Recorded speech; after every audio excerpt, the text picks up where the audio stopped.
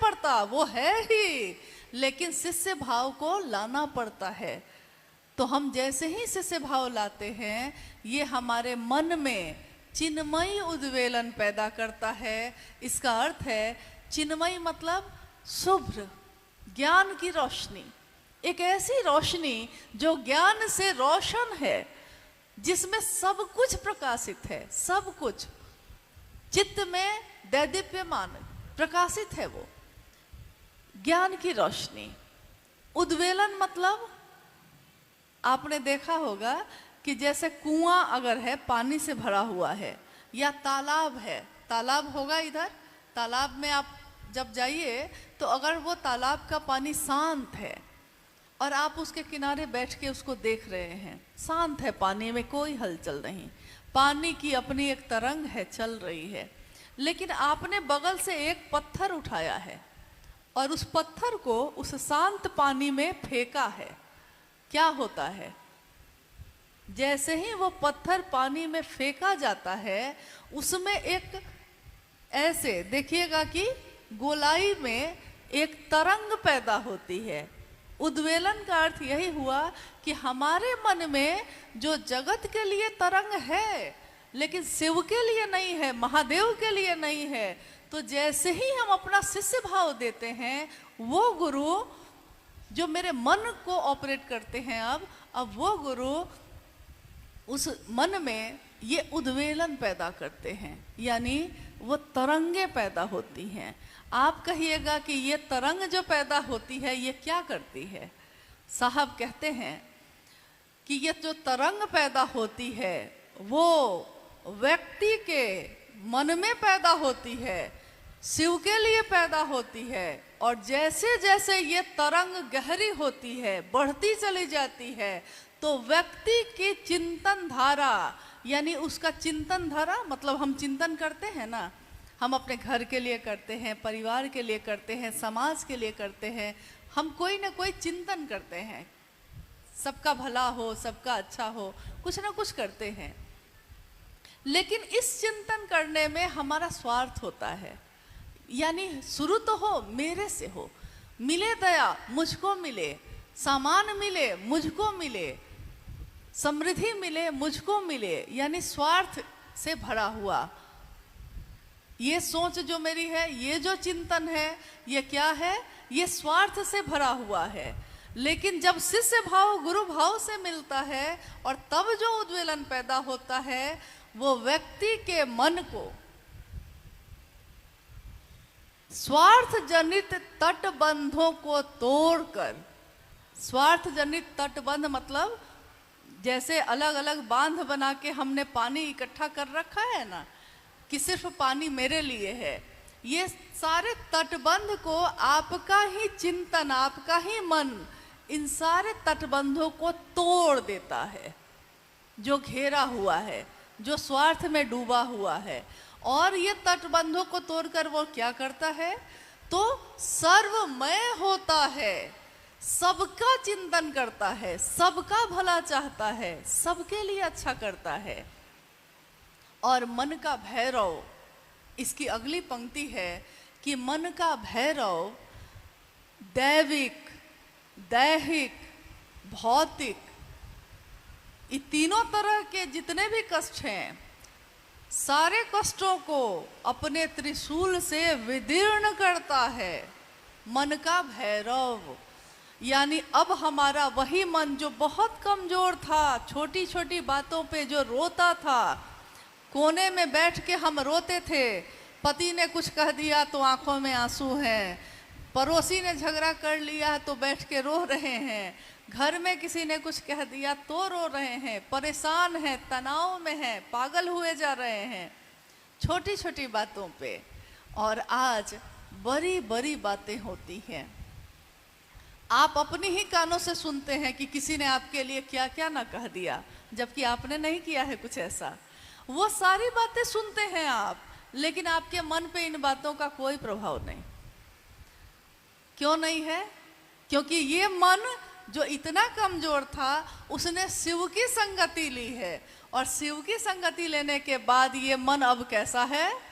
तो मन का भैरव, भैरव मतलब जिसकी आवाज सुन के भी भय पैदा हो। भैरव शिव का के गण हैं ये। आवाज सुन के भी जिसके भय पैदा हो, आपका ही मन अब मन भैरव है। और वो क्या करता है, जब मन मजबूत होता है तो क्या होता है, दैविक यानी कोई ऐसा कर्मफल जो हम कहते हैं ना पिछले जन्म से चला आ रहा है। हम कहते हैं कि इस जन्म में तो हमने कुछ ऐसा नहीं किया, तब भी क्यों भोग रहे हैं। तो हम में से कोई कहता है कि लगता है पिछले जन्म में कुछ किया होगा, यानी दैविक जो ऊपर से ही आरोपित है आप पे, आपको भोगना ही पड़ेगा। दैविक और दैहिक यानी इस देह का, इस शरीर का कुछ न कुछ बीमार हैं, बीमारी हो गई, कुछ न कुछ हो गई, ठोकर लग गई, चोट लग गई, कुछ न कुछ हो गया। दैहिक, भौतिक, आर्थिक तंगी हो गई है, नौकरी छूट गई है, जमीन बिक गई है, हाथ में 1 रुपया नहीं है, यानी भौतिक। रहने को घर नहीं है, चलने को गाड़ी नहीं है, हर तरह से कष्ट ही कष्ट है आर्थिक रूप से, यानी भौतिक रूप से। लेकिन शिव का शिष्य होकर मन ऐसा भैरव होता है कि वो इन तीनों को, दैविक, दैहिक और भौतिक, तीनों तरह के कष्टों को एक साथ दग्ध करता है, एक साथ विदीर्ण करता है, सीधे उसको फाड़ देता है, खत्म करता है मामला। मन पे उसका असर होना बंद। बीमार है तब भी ठीक, बीमारी ठीक हो जाएगी, नहीं होगी तो क्या करेंगे, अब महादेव यही चाहते हैं। पैसा नहीं है, चलिए कोई बात नहीं है, अब निकल गए हैं, दूर नहीं जाएंगे तो कोई बात नहीं, बगल वाले से बात कर लेंगे, कोई फर्क नहीं पड़ रहा।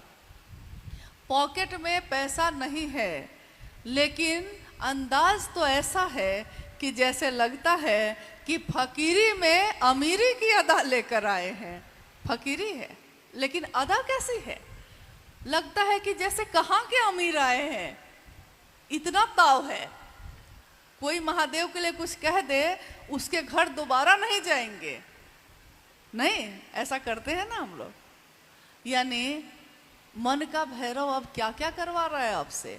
और भौतिक मतलब पहले इस बात का असर होता था कि बगल वाले का घर 3 मंजिला बन गया और हम लोग 1 ही मंजिल पे हैं।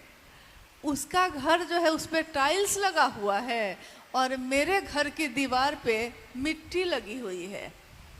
पहले मन पे इसका असर था, अब है, अब होता है ये असर, कोई फर्क पड़ता है, क्योंकि मन ये समझ गया कि रहना नहीं है, देश वीराना है। हम आए हैं महादेव के पास से, महादेव का काम करेंगे, महादेव महादेव करेंगे और वापस लौट जाएंगे।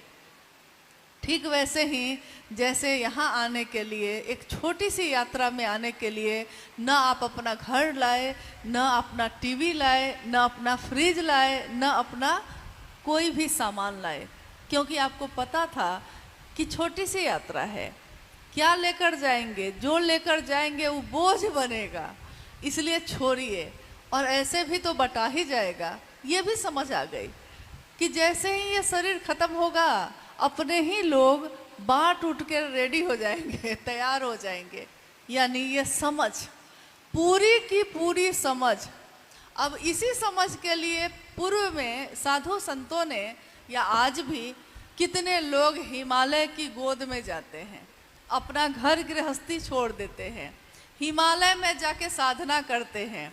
एकांत हो, कहीं कोई हलचल नहीं हो, कोई आवाज़ नहीं चाहिए, महादेव पे ध्यान मेरा टिक जाए, ऐसी जगह चाहिए। तो गुफा में बैठे हैं, तो हिमालय पे बैठे हैं, तो घोर घनघोर जंगल में जाके बैठे हैं। और हम आप कहाँ बैठे हैं? हम आप कहीं नहीं गए। हमने कोई हिमालय घूमने के लिए गए हैं, रहने नहीं गए। नहीं, जंगल घूमने के लिए गए हैं, जंगल में समाधि लगाने नहीं गए। न हमने घर छोड़ा, न हमने गृहस्थी छोड़ी, न हमने अपने दैनिक कामों को छोड़ा, किसी भी चीज़ को छोड़ा नहीं।